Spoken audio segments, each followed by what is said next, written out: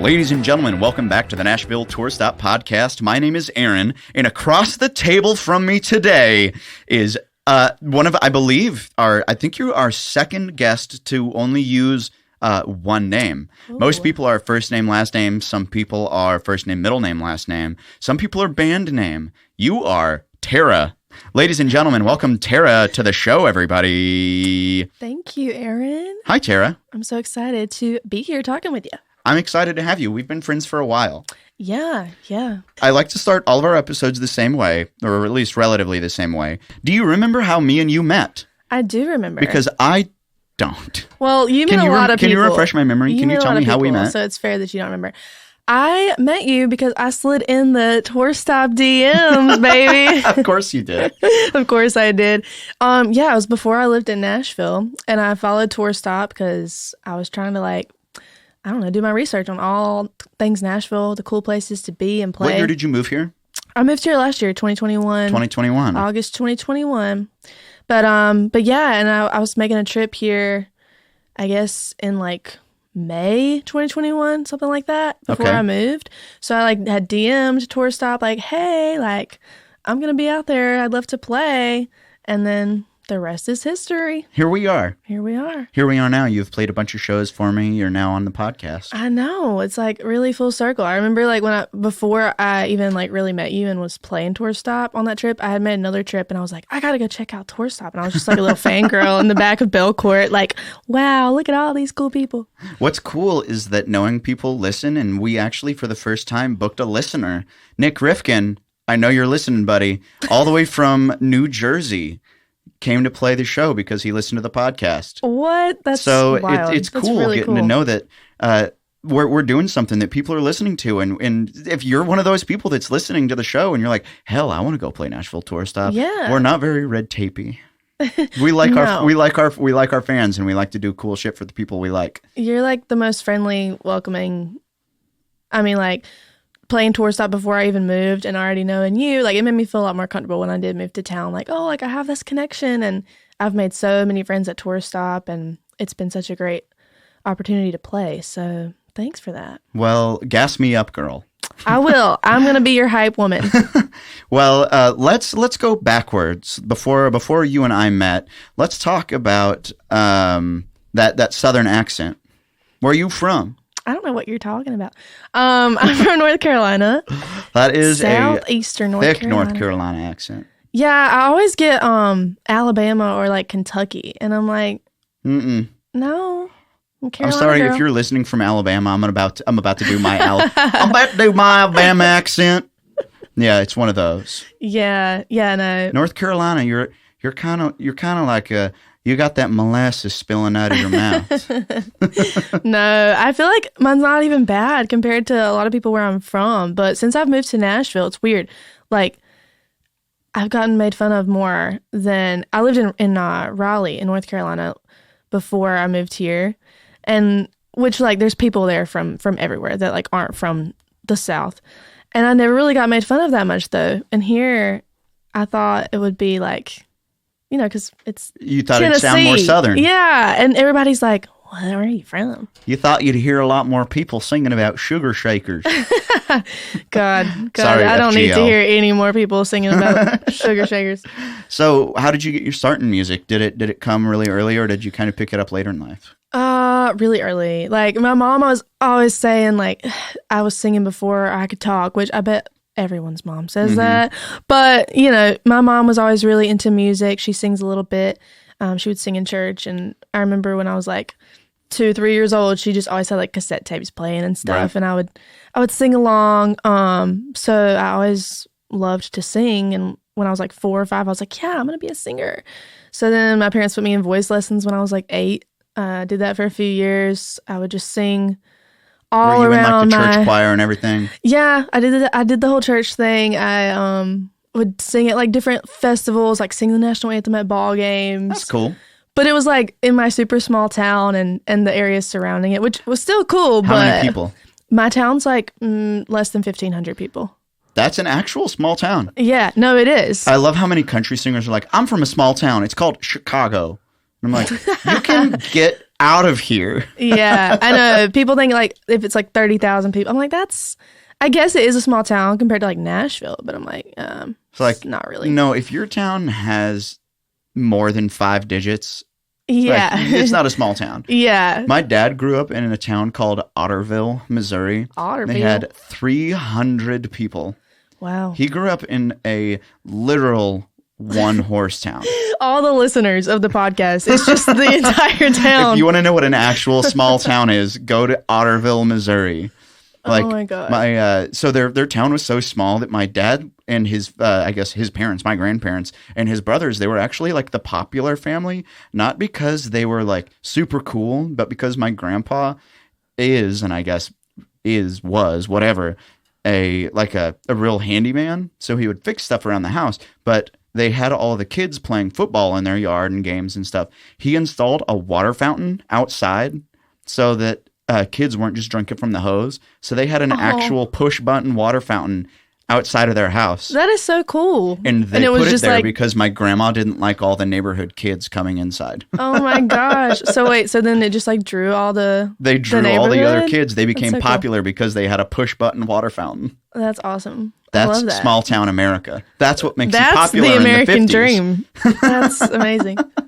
So, North Carolina, you were when did songwriting come into the picture? Like middle school, probably. Okay. I think I wrote my first song when I was like 5 or 6, but was it a real song? No. Right. Like, So I didn't know what I was doing. Did guitar playing come after the fact? Yeah, I played piano. I started piano lessons when I was like 6 or 7. Okay. Against my will. My mom Same. really wanted me to. So I never like practiced or anything, and now I really regret it. I'm like, I could be so good at piano if I had practiced all those years. But no, I was just like, I just want to sing. And then I started doing the songwriting thing, just like singing about boys I had a crush on when I was like 11 or 12. What was the name of your first song? Do you remember? I don't remember. I wrote my first song when I was about 15. I remember trying to write a song when I was like 14, and I tried writing it about my Super Nintendo.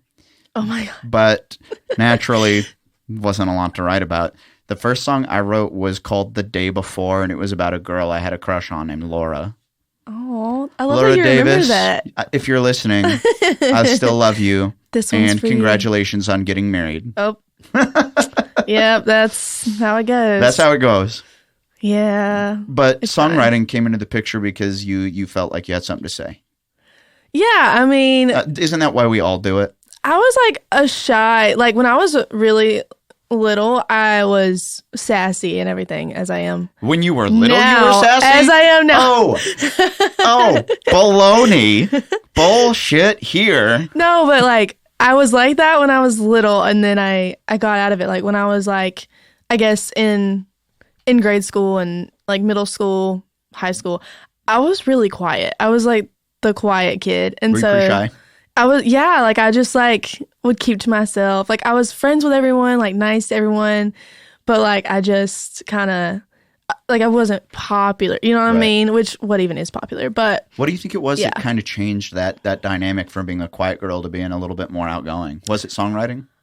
I mean, I always used that. That was how I like, instead of going and talking to this boy or like this girl that was mean to me at school or something, like I would write a song about it. That's how I dealt with it. And everybody's like, oh, she's that quiet girl that like sings, which is kind of weird. But, but I don't know. She's just that cute, dorky girl who all of a sudden is like, he's writing a song about.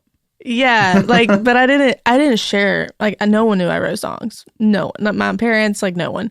Because I was like, oh, this is just something I do for me. Like, I'm not a songwriter. I never knew that was, like, something writing you could... poetry. You were just, it wasn't for other people. It was kind of a cathartic thing to get those thoughts out. Yeah, I didn't know it was something you could, like, get better at. I thought people were just born being, like, hit songwriters. I know. Well, honestly, living in Nashville, some of the people you hear write, you're like, you were born this way. Yeah, exactly. And so it wasn't, like, until college that I started taking songwriting more seriously and, like, trying to learn the craft and be better at it. Where'd you go to college? NC State, baby. Go Tennessee Pack. State? NC State. Look at that. Did you study songwriting there? I studied animal science. Yeah. Okay. So Let's go. Let me rewind then. I know, Aaron, you've opened a can of worms with me. I'm complicated. You did animal science. Did you want to be a veterinarian? I did, yeah. When I was like 5 years old, I would tell everyone, I'm going to be a singer and a vet. And I did not see anything wrong with that. I thought that was totally, you know. Are you a veterinarian now? I could be. No. No. I mean, whenever I was in high school, I was always like, oh, like if I'm meant to be in music, I'll just get discovered. And No, I realized that's not how it works. happens. But sorry, fans in whereverville, America. Like that's not what happens. yeah, it's not. That's not how it works. Like I auditioned for American Idol a couple times and nothing happened. So I was like, well, I guess I'm not supposed to do that. So I applied to college and like got in at NC State in the animal science program, which was like a big deal to me. So I was like, well, this is the sign I'm supposed to do this. So I did that, and I was in choir in college, and I ended up minoring. Are you an alto? Music. I was a mezzo soprano. I was the bass 2 section leader when I was in college. Oh wow, I have a very deep voice. that's amazing. I know.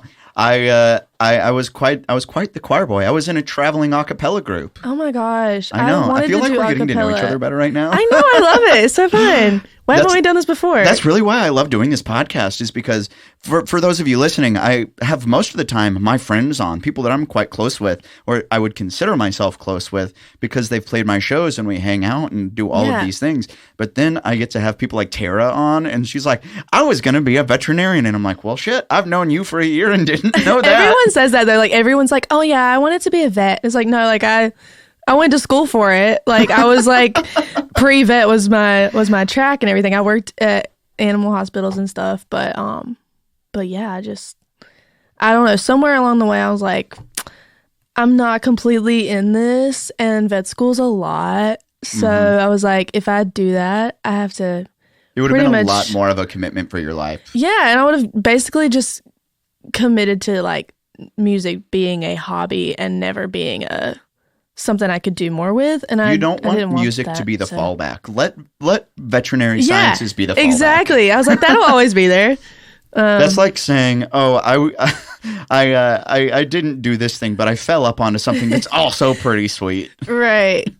And like, I don't know. It's like, I guess I thought going into college that was the more practical thing. And then I was like, actually, this is like getting into vet school is so hard. You have to like have a crazy GPA, like so many hours of experience. So I was like, either one's going to be hard. So I might as well do the one that I really want to do. Right. Like, yeah. If both options are going to be hard and expensive, you may as well do the one that you like more. Yeah. Yeah. I didn't want to like get out of vet school and then be like, okay, cool. How old were you when you wrote your first song that you played for people? Because that's kind of that changing point where you realize like, oh, I kind of actually like this being in front of people thing. This is like a unique thing, but the high first school age, time probably? I ever played a song that I wrote in front of people was after the summer after I graduated high school. Okay. At the Bluebird Cafe open mic. Wow. Way to throw yourself. Yeah. Wow, I heard my own accent there. Way to throw yourself to the wolves. That's awesome. You did the Monday open mic with Barbara Cloyd? Yeah. Very cool. We were here on like a school trip thing, and so my family was here and stuff, and I knew about Bluebird and the open mic. So we all like called, me and my parents and stuff at the same time, and I got on the list, and yeah, that was my first time ever playing That's awesome. Song I wrote for some people. What song did you play? Oh my God, it was called, I don't even remember what it was called, but it wasn't great. It was like, like looking back now, it was just very like something I wrote to my boyfriend at the time about how he needed to like treat me better. The subject matter has not changed. Yeah. The quality of the song says, I'm sure, improved. Yeah, the subject matter unfortunately has not changed. You would think at some point I'd be like, maybe if I have to write a song telling them that they're treating me badly, like maybe I should just dump his ass. Yeah, maybe I should. We're getting there. We're getting there. You heard it here first. Tarrah, don't take no shit. Yep, we're not taking shit. 2023, don't mess with me. So you have been putting out music now. When was your first single release? First single release was August 2021. Okay. The week before I moved here. Okay. Yeah. Now, why Nashville and not any of the other big creative cultural hubs in the States? Because it's always been Nashville. Like, Has it really? Since I knew that Nashville's where country music happened, Okay. I was like, I'm gonna live there one day. Like, even when I was in college, I thought about applying to like grad school programs here and stuff like that. Just anything to get to Nashville. Anything that would get you an excuse to be here. Yeah. And then eventually I was like, why do I need an excuse? Like, the reason is to do the music thing. So It's an old Frank Sinatra quote from New York, New York. But like, if you can make it there, you can make it anywhere. yeah, And it's true. If you can make it in Nashville, you really can make it anywhere. I love Nashville. It's a tough town, and that's why we have to be here for it. Yeah. I mean, it's like, if you're not in the game, you can't win, right? So like, you got to be here. It makes you. Somebody told me before I moved, they're like, well, it makes you better or it makes you quit, and there's only one way to find out. I love that. I've never heard that. It makes you better or it makes you quit. My producer told me that, and I was like, well, I'm gonna see, I guess. It makes you better or it makes you quit. Yeah. Inspiring words from the producer of that first single, right? Yeah, he's who I've worked with for all my stuff so far. Ben Now, what was Fowler the is name his of that song? What I'm Missing was the first single. Just a Okay. sad girl bop. And do you still play that song out very much? Or has it kind of phased itself out? I never play that song out, and people ask me why, and I'm like, it's like 4 minutes long. That's a long song in the terms of like how fast Nashville songs come and go. And it's rangy. I'm just like, I'm gonna play something that's easier to sing. It's real hard to sing. I don't know. It's just a lot. It just Mm-hmm. feels like 4 minutes of me just being in my feels and no one else caring. And I don't. I quit like, playing some of my songs like that because like it's like I have a song called Alive that you've never heard. It was the first single I released when I moved to Nashville, and I thought the song was fantastic, and it's just difficult to sing. Yeah. And I recorded it in the wrong key. I recognize now, and definitely the wrong key. And for me to sing it now, I have to shout so high because I was still in my like recovering rock star phase where I was like, Oh every my song has to gosh. be sung at the top of my lungs. And tell you what, it doesn't. It doesn't. Yeah. I mean, I used to be like, I went through a period before I moved here where I was like, I'm not good enough to do this because I don't have a voice like, I don't know, so-and-so, Martina McBride or something. Like, but everyone's voice is different. And Martina McBride, there wasn't anyone like her before she was on the scene. Like, so I'm like, everyone doesn't have to be this Whitney Houston range. Like, it doesn't have to be that at like all. some of the most famous singers of all time, if you look at them objectively, are really not that great at singing. Right, yeah. It's all Tom about the Petty songs. is an example like, I always like to use. Objectively, he's got a really nasal, kind of a shrill voice. But if you hear Free Fallin' or Don't Back Down or any of his great songs, you immediately are like, good song. yeah, exactly. It's about the vibe and like, it sounds really It's cliche, signature. but how you make people feel, like how you deliver yourself connects with people. So you mentioned Martina McBride. Was she one of those early songwriting influences on you? I mean, I remember being like 8 years old and singing Broken Wing, like Independence Day, having no idea what I was singing about. Right. And What are some of those other early songwriting influences? I remember loving Keith Urban. I told this to everyone. I am obsessed with Keith Urban, and I remember he's the first memory I have of like sitting down with the little pamphlet in the CD and just like listening through to every song, looking at the lyrics, and thinking to myself, "Wow, I want to do these that. people that wrote these songs are just I could never do that. Like that's really cool." But I remember having that kind of a moment where you realize like, oh shoot, like this song that I love, that came out of someone's brain. yeah, Like the art that we love is created. It's just, it wasn't and now it is. yeah, and it's like anyone can do it. There's not a right way or a wrong way to do it. Do you co-write very often? I do now. I mean, before I moved to Nashville, Had you ever co-written before living here? I had co-written a little bit. I had come here for like a NSAI song camp and Okay. met a few people and like Zoom wrote with them. So I was pretty. That was during 2020, right? I was doing it before the pandemic. Really? Yeah. So to me, I had never written in person Wow. with someone else I before. hated Zoom rights. So I was like, this is normal to me. I struggle to focus in regular co-writes as it is, and then having the option to look at my computer at the same time as I was writing, I was like, this isn't going to happen, you guys. A lot of people say that, yeah. The only solid co-write I had over a Zoom was my song Third Wheel in My Threesome. I wrote that with S.J. McDonald over oh my gosh, over Zoom, and I think it was like June of 2020. Wow. And I had come to that co-write with like a lot of ideas for stuff that I love you, Aaron. I hear what you heard. Tarrah. No. Tarrah. Stop. Tarrah. Don't put that on me. That's what she said. Oh, I'm sorry we had to do it. But we were writing that song, and I had gotten my first cut with her. It was a song that she had an idea for called Stop Sending Me Love Songs. And it's kind of this like dirt road kind of trench country song, and that was a real heavy kind of a rocker that she put onto her album and put out as a single. So I came to that next right like with more ideas in that vein. Yeah. And that was around the time that I had started writing funny songs. Yeah. And she's like, hey, we wrote one for me last time, I want to write one for you. And I was like, oh, but like you don't really like do funny songs. She goes, I got one.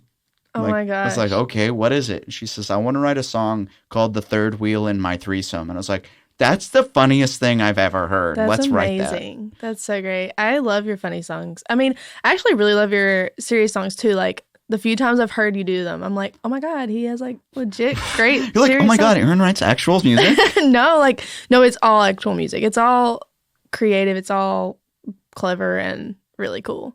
I do try. Yeah. Like I said at the beginning, go on, gas me up, girl. I'll gas you up. I'll gas you up all day. I'm your woman. So let's talk about the single you just put out in October of this year.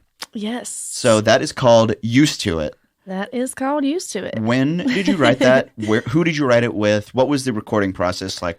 Give us some of the inside scoop on what the process was. So every song that I have put out so far or cut so far, which is not a lot of them, were solo writes because they were things I wrote before moving to Nashville. Okay. And like I said, I wasn't doing a ton of co-writing before moving here. So I wrote this song by myself.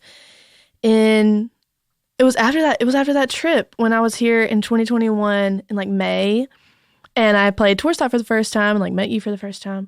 I had two of my best friends here with me. And one of them, we were like we were staying at the Holiday Inn, and the one above the Vanderbilt Commodore the one above Grill. Commodore. Of we were course, staying that's there. the one. Yes, that has to be the one, right? You stay there so you can play the open literally, me. Come for me, like it was, yeah. So we were like in the Holiday Inn, and my friend was talking to this guy at the time, and she was like, "Oh my God, like." I'm scared that when I get back, like he's not gonna like me anymore, and like what's wrong with me? Like it's going well, and I don't want to mess it up. And she was like, what's wrong with me? Like why do I feel like this? And I was like, well, you're just used to it. Like you're just used to getting hurt. You're used to like things not going how you want them to, so you don't want to get used to how good it is going right now. And then I was like, oh, I'm gonna write a song about that. You're like, oh, that's how songs happen. Yeah. So then I wrote it like sometime after that. It's cool getting to kind of float through life like you and I as songwriters, because we get to hear those things that people say, and then that light bulb turns on and you're like, oh, that's got to be a song. It's got to be. Yeah. It's got to be. Yeah. So one of those ideas that I had is something I've talked about on the podcast before, but have you ever had an idea that you don't feel prepared to write? All the time. All the time? Yeah, all the time. Like, or you have an idea. You're like, I want to wait until I get like a shall we say a notable co-write to pitch an idea like that. Yeah, because you don't. I mean, if you think it's a good idea, you don't want to mess it up. Mm-hmm. So I had an idea for a song, and I'm gonna read some of the words here that I started writing, and I didn't feel prepared for it, not because I thought that I couldn't finish writing the song. I certainly could have, but I was like, I want to wait until I'm in a room with another really good songwriter, because the idea is just called I Just Do. Is it a funny song or? No, it is a serious song. Ooh. It's called I Just Do, and it says, I don't tell my eyes to see, I don't tell my ears to hear. I know I'd do anything just to keep you here. I don't tell my heart to beat, I don't tell my lungs to breathe. But of all of the things that I've been through, I don't tell myself to love you. I just do. Damn. And I was like, that is some inspired writing. I pat myself on the back for it. But I was like, I'm not ready to write that because I want to take that idea to somebody because that's the kind of song I wouldn't want to sing that. That's not my brand of song. But there are people who would crush that. Yeah. Yeah. Like, do you know Ryan Larkins? Oh my God, he's so good. Ryan Larkins, if you're listening to this, you are the greatest songwriter in Nashville right now. Dude, yeah. Every time I see him live, I'm like, all right, well, I'll just move home. I wrote with him one time about 3 years ago, and it was amazing. It was a song called Whiskey, Stories, and Strings. It's just about like campfire things, but it was cool. And I always go back to like, holy crap, I wish I had known who I was in the room with. Because he's one of those people that you just said earlier, it's like either you make it or you give up or whatever. You get better, you give up. Yeah. Ryan's one of those people that when I hear him play, I'm like, I quit. Yeah. It's like, but that's why we move here though, is like to be around people like that because you want to be in the room with that. And like if you have like this creative thing like we have, which is just never gonna we're never gonna not want to create, then like hopefully we use that to want to be better. Like, okay, I'm gonna go home and instead of like crying because I'm not that good, I'm just gonna like figure out what I can do to be a better version of me and my stuff. So what is your songwriting process like now? Since you said that some of the music you've put out, or all of the music you've put out, has been solo writes. Yeah. What's the process like now, and how has it changed from when you moved here? It's a lot of what you were just saying about like how you want to wait until you know the right person to take an idea to. I feel like that's just how we all are in Nashville. Like, and I think that's part of a skill set is like learning who is this idea going to be best with? Like, who can bring this out the best? Is this a song that's for me? Is this a song that's for them? Like, are we just trying to write the best song we can write? Which is what we're all trying to do usually. But yeah, so it's usually I get ideas like all the time. And, got the running list in my notes app like we all do. And That's a question that I think a lot of songwriters don't realize is a question. And I certainly didn't when I moved here was you move here being like, oh, I'm going to write music and I'm going to put out songs. I'm going to tour and yada, yada, yada. But you might not realize that some of these songs you're writing might not be right for you, but they might be right for another person. Yeah. And that's why I don't want to get pigeonholed into just like trying to write everything to be a funny song. Because I could probably figure out a way to twist I Just Do into a funny thing. But it's like, I don't want to do that idea a disservice by trying to force it into a mold that isn't what it should be. Yeah, and that's like a wisdom that just comes with being here and like being around these people that are so talented and have just been like grinding and doing it longer than you have. Like it opens your eyes to different ways to do things. It's learning and growing into the next thing. Yeah. Well, hey, let's take a quick break. And we killed the commercial message for now, but we're going to take a quick break. We're going to grab some water, and we'll come right back with the Nashville Tour Stop Podcast.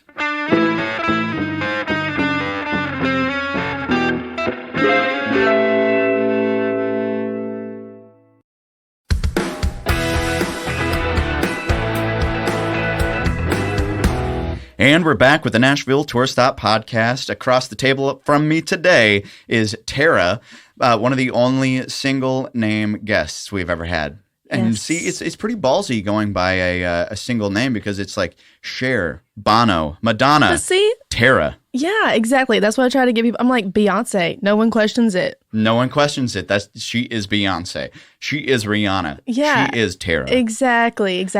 It's only because it's spelled weird. And so like...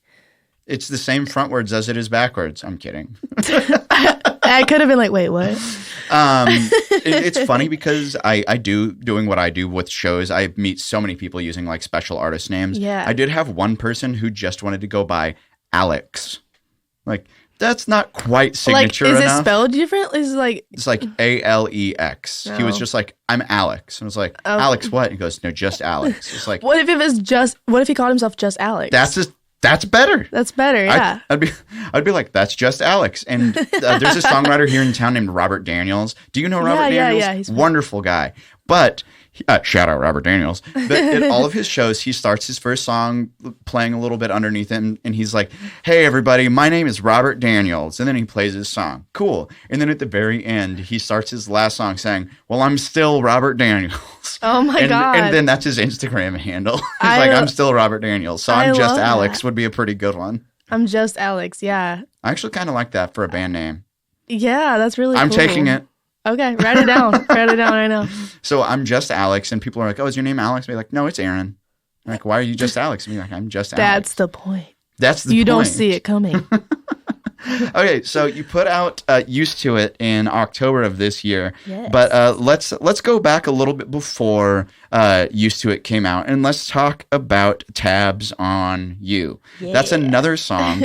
Tarrah is actually the winner of the NSAI Song Contest in March of 2022 this year. What was that like? Because I know they do these song contests on some kind of a regular basis, quarterly, yearly, something like that. What was that like?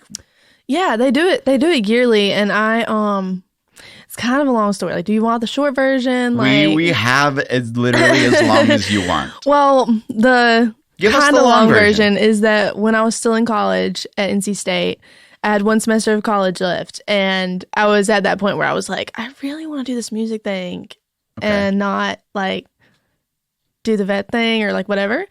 And I knew about NSAI. I had heard of it from someone else in North Carolina. I knew. Yeah, tell us what NSAI is, because I know what it is, yeah. But I know there's a lot of people listening who might not. So can you give us a little short version of what NSAI is? It is the Nashville Songwriters Association International, and basically they just help give songwriters like resources, learning about the craft, like learning about what publishing is, and like how you can writers' rooms and they do writers get-togethers and all things like that. Right, like help you understand like how you can make a career as a songwriter if that's what you want to do, or if you just want to do it as a hobby. Like they are there for that too. But and they also advocate for songwriters. They've done a lot with like Congress actually, like trying to get songwriters paid more by Spotify and things like that. So it's pretty cool. It's a good organization to get plugged into, especially if you're fresh in town, just because of how like you'll be around people just like you who are brand new to town and are still also looking to learn. Yeah, definitely.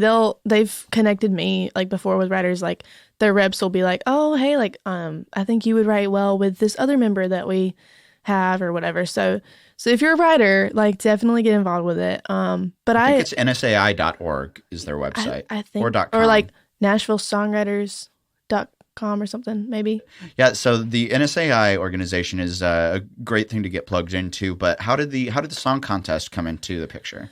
What made you think like, "Oh, I'm just going to submit a song"? I mean, I had just put out my first 2 singles and just moved to Nashville, and I had never entered the contest before because I never had like, I guess I had work tapes and stuff, but I never had anything that I really was that proud of, I guess, that I wanted to submit. And I just thought, well, I have these songs that are like fully produced, which you can enter the contest with a work tape. It doesn't matter. But I just thought these are produced, like they sound good, whatever. I put them out. So why not enter? Like just for fun. And it was like $30 a song to enter, something like that. And I was like, well, whatever, like, because regardless of what, if anything happens with it, they give you some feedback on the songs, like the people that judge it. So I was like, okay, like they'll tell me if I suck or not, like, you know. And then I found out several months later that it was like a finalist in the top 10. That's one hell of an ego boost. Yeah, I was just like, I mean, you're like, I don't suck. It wasn't like, I mean, I didn't think that I sucked, but like, you know what I mean? Like it wasn't. It's validating to know that the work you're doing is working. I was shocked more than anything because like, I mean, to some people, NSAI might not be this big, but to me. Did you have to be a member of NSAI to submit? I don't think you have to be. I think it's like cheaper if you are a member. But to me, like NSAI was the thing. In 2019, whenever I was still in school, I decided to come here for one of their songwriting camps. And I was like I just told my mom, I was like, yeah, I want to do this. Like, come with me to Nashville so I can go to this camp. And that was when I was like, okay, I'm going to go to this camp. I'm going to find out if I suck or not. And if I suck, I'm going to give up and I'm going to like, That's candid. and I'm going to like do something animal related. And if I don't suck, I'm going to do this. Sing songs to dogs. Basically. Yeah. That's it. That's the real dream. That sounds pretty great. Yeah. That's the actual dream. But so I came and it was really cool. Like they were really helpful. All those resources, like I said, it opened my eyes up to the Nashville community. Like that was my first real exposure to the songwriting community in Nashville. And I was like, okay, these are my people. Like this is where I want to be. Yeah, like that's it. Like I'm doing this. So then to like, not even whatever, almost 3 years later, I guess, have them recognize my song as like, it's quality work. Yeah. Quality I was art. like, wait, what? Like just a couple years ago, I was asking you people to tell me if I should like give up on something because I was like, I'm not ever going to be good enough to be a songwriter. I mean, it's just this thing that I think as creatives, we all deal with like imposter syndrome and the crippling anxiety of why am I doing this? Yeah. Like I want to do this. I have this dream. Like, I don't know, I'm not crazy, but like, do other people think I'm crazy? And just learning to let go of that and learning not to care, like what other people think. Don't worry, I didn't need imposter syndrome. My family asked, why would you do it? They were the imposter syndrome for me. When I told my family I was going to move here, they're like, why would you move to Nashville? I was like, to pursue music? They're like, yeah, but why you? I'm like, oh my gosh. Like, oh, because I like it. It's like, so I didn't have to have imposter syndrome myself. My family just didn't believe in me. Oh my gosh. I feel like Suck we need it, to I made it now. Yeah, exactly. I got almost 100 streams on one of my singles. Take that. No, seriously. I mean, you have to be that way. Like my family luckily has always been supportive. But my parents were a little bit like when I was about to graduate college and I was like, yeah. So they want you to do the whole like safe, right, secure exactly. health insurance thing. Yeah. They're like, what do you mean you're going to move to Nashville and be a songwriter? I'm like, that's exactly what I mean. Like, and they just were like, my dad especially was just really scared of all that. He was like, you don't know what you're doing. Like, you need to get a real job and all this stuff. Well, spoiler alert, Dad. I still don't know what I'm doing. Yeah, spoiler alert, Dad. I'm almost 30 and I still wake up every day like, what the hell am I doing? I don't think... It never gets easier. Yeah, I don't think that gets easier. I remember being 18 and looking at 30-year-olds and like, wow, you are like, you're grown up. You can rent a car. Oh and I've been able to rent a car for a while and you know what I've never done? Rented a car. Oh my God. That's so funny. It's so true though. Like, I don't know. You just have to have that radical belief in yourself. It sounds really silly, but it's true. You do have to have that. Yeah. And like, but it does feel good whenever you have that and you're like, okay, like, I know I'm not crazy. Like, I know I like can do this, you know, and then for something like NSAI that's obviously respected and knows what they're talking about, and says even like, yeah, little you do. victories will float you for a long time. Yeah, definitely. Like, I mean, I've tried to use the winning the contest as like something to give me momentum, propel me in the right direction. Yeah, it's those little things that'll float you because I have to look at it from the perspective of doing so many shows all the time for Nashville Tour Stop. I mean, right now we do a minimum of 3 shows a week, sometimes 4, and occasionally 5. But I really do have to remember that, like, okay, every show can't be awesome 100% of the time. Like, that's why the big shows, like when we sell out the listening room or when we have these big cool shows at Tin Roof Broadway or the Basement and all of our friends show up, it's like they do care. They do want to be part of it, but it's like we can't be at everything all the time. Right. And when, like last night, we're recording this the day after the CMA Awards, our show last night was dead. And it's because the most famous people in Nashville were all performing down the street. Yeah. And you just have to remind yourself that even, tonight's quiet, the next one might be good. The next one might be great. So that way, eventually, that next one, when you do sell out the venue, that floats you. You feel great. And it reaffirms the fact that, like, we're here for a reason. Yeah, I mean, you have to hold on to those little things because if you don't, like, you're just going to there's always going to be someone, especially in Nashville, there's always someone that's doing something way cooler.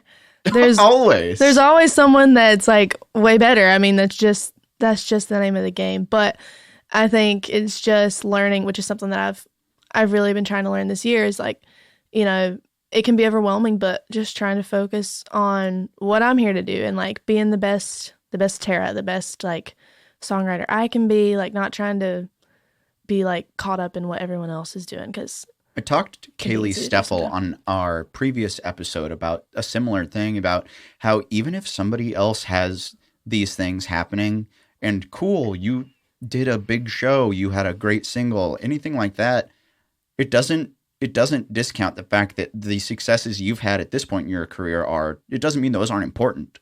Yeah. And we have to remind ourselves that every step we're making is still a step forward, as long as you believe that it's a step forward. Yeah, no, really, like, as long as you don't stop. Like, when you stop, like, that's whenever you've failed. Because, like... I think about that because I look at where Tour Stop started 5 years ago, and where I'm at now, we're in a padded podcast studio with a neon sign of the logo. And yeah. We've got, like, a Belmont intern program. Thanks, Will. Shout out, Will. But we've got... it's come so far that... Personally, sometimes my anxiety will be like, oh, but like these bigger shows are doing cool things with famous people. And I'm like, well, I'm still doing cool things with my people. Yeah. That doesn't mean that it's not cool. And I know what you said about like, oh, like no one's at this show or that show, like whatever. But no one, I mean, as someone who's like goes to Tour Stop, like plays it sometimes, no one else is thinking of it like that. We're just happy to have somewhere to play. Yeah. Like we're just happy to have like a cool friend that supports us, and again, I knew about Tour Stop before I moved here, and I was like, oh my god, like Tour Stop's really cool, and yeah, like you weren't doing as much as you are now, but I still thought it was really dope. So like we can all get in our own heads and think like, oh, I'm like no one, or I'm not like doing anything cool because I'm not at X level, but like someone else thinks that you're like the goal or the dream. You know? And that was really when I kind of started feeling like I was making progress, was when I paid my rent for the first time with money that I had made doing my Tour Stop shows. And I remember, because every year I take a pen and paper and I write down my goals for what I actually want to accomplish that year. Yeah. I went back to my journal that year for 2018, the year that Tour Stop started, and it said that I wanted to pay my rent using money that I made from music. Yep. And it almost made me cry, realizing like I did it. Yeah, like, I mean, it's progress. It's so much. I think that's just human nature. It's so much easier to look at the things that you haven't done, right? Mm-hmm. But like when you look at stuff like that, it's like, wow, okay, I've actually done stuff. Like me 2 years ago or 3 years ago, whatever. This is what I was dreaming about doing, and I'm you're doing living it. your like, actual dream right now. Yeah, exactly, and that's unironically when people say like the journey's the destination or whatever. I mean, it's true. There's a reason why these cliches are cliches. Shout out Kiernan. There's a Jason Mraz album called Yes, which is I believe it's called Yes, but he does album commentary before each of the songs on like the extended version, and there's a whole commentary about that exact thing, because everyone wants to be playing at Nissan Stadium, but thinking about it from the perspective of, okay, cool, you're playing at Nissan Stadium. Think about the documentary series that someone would make about you. Nobody the movie is over when you get on stage at the stadium. Yeah. The interesting part is the story of getting there. Right. And these people who sometimes super skyrocket to stardom, that's not interesting. Yeah. How did you get famous? Oh, well, I was famous on TikTok and now I'm famous. You're like, cool. Neat. That's not interesting. I mean, it is cool, but it's cool if you use it and you like keep working. You know, it's like we all just have to grab whatever comes at us as like, okay, this is my thing that's going to help me get to the next thing. Yeah, so like when you have your first big hit, you're going to look back at the times when you were playing your cover gigs for $16. Right. Hope on a good day. Like those are the gigs that you're going to look back and look kind of fondly at, because he got you to where you were. Yeah. Yeah, you learn something like every day in this town and in this business. And well, let's talk about what's coming up for Tarrah. There's a new single coming, and I have it written down, but tell us what's coming. Tell us what's in the future. Yeah, so I've got a few things out now, but I've got another single that I've cut that's gonna be out sometime in January, hopefully. It's called Callie, and it is just a sad girl song. We did have to talk about it off mic. It is not Callie a name. It is Callie the state. But that's there. It's the play on words. Like, oh yeah. So well, that was a weird sound I just made. That was a great sound. So, who produced Callie? The same guy that I've been working with, Ben Fowler, is his name. Shout out. He's amazing. Yeah. So really cool. Are you playing any of the instruments on the record, or are you just singing? God no. Okay. I could not dream of being that talented. I again should have practiced piano all those years, but I didn't. Sorry, Mom. Are you doing the rhythm guitar on it at all? No. Okay. I am a very amateur guitar player. I just like to sing and write songs. Yeah. But no, these studio musicians, it blows me away. Whenever you have a song idea, or you've written the song, but it's just you and your guitar, or whatever, your little lick ideas and stuff, and you give it to them, and they just they get it. They get it. They click in. Yeah, you literally don't have to it's like another language. It's like another dimension. Watching a pro studio musician play it hurts, because when I moved to Nashville from Columbia, Missouri, I was one of the best guitar players in my town. You're a great guitar player. I was one of the best guitar players in my town, and when I moved here, I quit talking so loud because I realized holy shit, the level of talent in this town is unreal. It's insane. It's the best musicians in the world, and it's it's they so humbling to have those kind of people playing your music, or or just even being in the same room as them. It's just whoa, how did I get here? Yep.